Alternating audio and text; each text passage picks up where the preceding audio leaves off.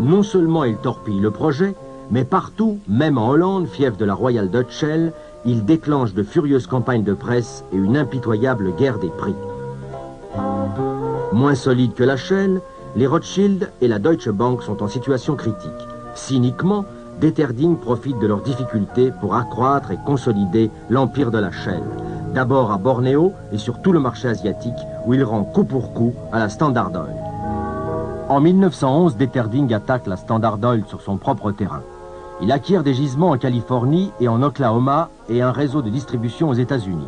La même année, les Rothschild lui cèdent leurs concessions en Russie. C'est vers 1900 que le vieil empire perse, alors en pleine décadence, entre à son tour dans l'histoire du pétrole. Depuis toujours, les voyageurs y signalent des régions où suinte le pétrole. La France avait eu la possibilité de s'intéresser au pétrole du Moyen-Orient, en l'espèce ceux de la Perse en 1890, quand l'archéologue et géologue Jacques de Morgan avait découvert les pétroles des monts Zagros. À l'époque, son rapport présenté à l'école des mines n'avait eu aucun écho. L'un des personnages les plus étonnants des débuts de l'exploitation pétrolière au Moyen-Orient a été sans conteste l'Australien Knox D'Arcy. Il avait fait fortune dans les mines d'or en Australie. Il s'installa à Londres où il menait grand train, donnant des fêtes splendides, recevant l'héritier du trône et ses maîtresses, bref, un caractère. Il s'intéressa au Moyen-Orient sans avoir jamais touché lui-même à une goutte de pétrole.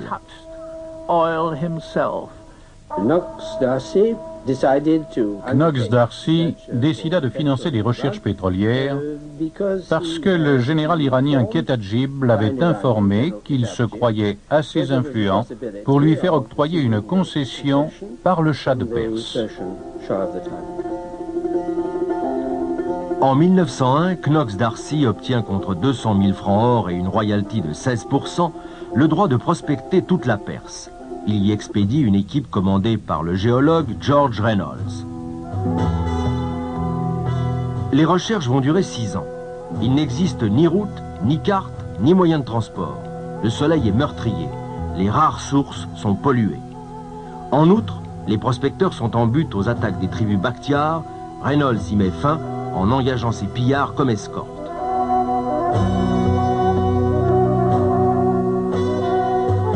On creuse inlassablement dans la région de Chiasouk.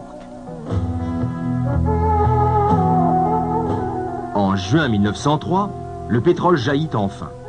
Mais le puits se tarit presque aussitôt. Reynolds s'obstine, en vain, tous les autres forages restent désespérément secs.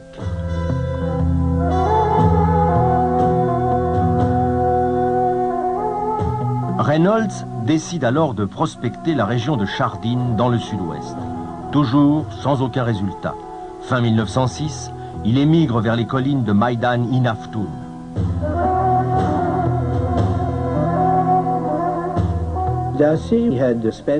D'Arcy avait englouti plus d'1/4 million de livres pour tenter de trouver du pétrole en Perse. Il lui fallait de l'argent frais pour pouvoir continuer. Il sollicita les Rothschild, mais ceux-ci, déjà engagés ailleurs, ne s'intéressaient pas à la Perse. On pousse alors D'Arcy à s'associer avec la Burma Oil Company. En fait, celle-ci visait surtout à protéger ses propres intérêts aux Indes contre une concurrence éventuelle du pétrole perse. En Perse, toujours aucun résultat. Fin 1907, D'Arcy, ruiné, ordonne à Reynolds de tout stopper. Le géologue obtient d'achever le forage en cours. Et c'est le miracle, le pétrole jaillit à Masjid-i-Suleyman.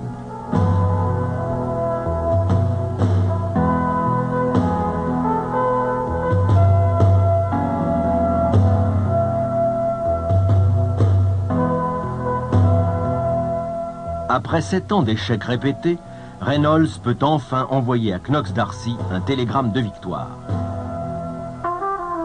A provoqué une révolution que mesurent quelques chiffres. Daimler invente le moteur à explosion en 1883. 10 ans plus tard, la France compte 200 voitures. 3 000 en 1900, 53 000 en 1910, 107 000 en 1914. Les courses d'auto deviennent des événements. Le raid Paris-New York de 1910 marque leur triomphe.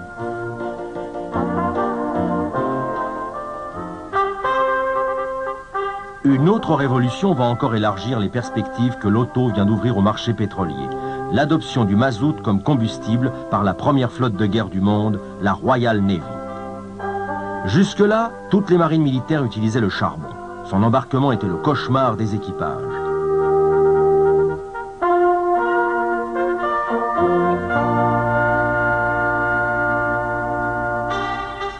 C'est l'amiral Fisher, nommé premier lord de l'amirauté en 1907, qui, malgré ses détracteurs, va imposer cette brutale reconversion, soutenue par un jeune ministre promis un prestigieux avenir, Winston Churchill. La transformation de la Navy débute en 1910, mais le problème de son approvisionnement en mazout se pose. La découverte de pétrole en Perse tombe à pic. Le gouvernement anglais pousse Darcy ruiné à fusionner avec la Burma Oil. Ainsi naît en 1909 l'Anglo-Persian Oil Company. Son président, Lord Strathcona, et son directeur, Lord Greenway, viennent tous deux du Foreign Office. Quant au pauvre Knox Darcy, il sera bientôt définitivement évincé. Société anglaise à 100%, l'Anglo-Persian reçoit mission de fournir la Navy en mazout. En cas de guerre, l'Angleterre ne veut pas que le ravitaillement de sa flotte puisse dépendre d'une compagnie étrangère, même partiellement comme la Shell. En mai 1914, devenu à son tour ministre de la Marine, Churchill fait acheter par l'amirauté pour 2 millions de livres 51% des parts de l'Anglo-Persian, dont elle prend ainsi le contrôle. Shell s'était déjà alarmé de la création de l'Anglo-Persian, la future BP. Elle a violemment réagi contre la prise de participation du gouvernement britannique dans cette société. Néanmoins, le raffinage des premiers produits pétroliers extraits en Perse, essence et kérosène, a fait l'objet d'un contrat entre l'ABP et la Shell. Churchill repoussera catégoriquement les offres que lui font Marcus Samuel et Deterding au nom de la Shell. Churchill a toujours craint que les intérêts de la Shell, société internationale, puissent être contraires à ceux du gouvernement britannique.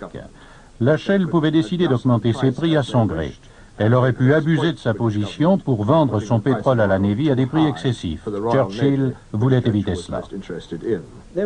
Il n'a jamais été question que l'amirauté britannique dépende exclusivement de la Perse pour son ravitaillement. Cette dépendance n'a jamais excédé 40% des besoins de la flotte. Pour le reste, celle-ci n'a jamais refusé d'acheter du mazout à la Shell ou à d'autres compagnies.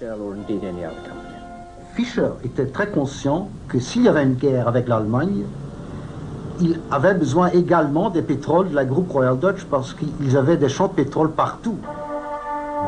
Début 1910, l'Anglo-Persian a entamé la construction d'un port pétrolier à Abadan sur le golfe Persique.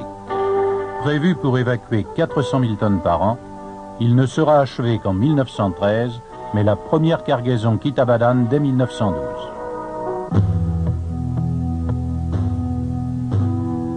En même temps, un pipeline long de 200 km est mis en chantier pour relier les puits de Masjid-i Sulaiman à Abadan. Pour acheminer jusqu'au gisement le ravitaillement et le matériel nécessaires, on percera des routes à coups de dynamite à travers les montagnes infestées de pillards.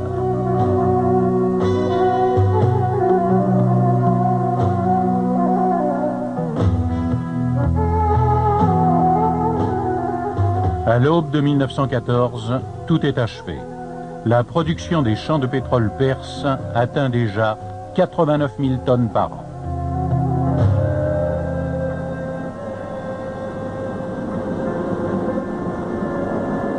À l'époque où Reynolds entamait ses forages en Perse, l'ex-amiral Colby, ambassadeur des États-Unis à Istanbul, découvrait les feux éternels brûlant dans la région de Kirkouk, aux confins orientaux de l'Empire ottoman.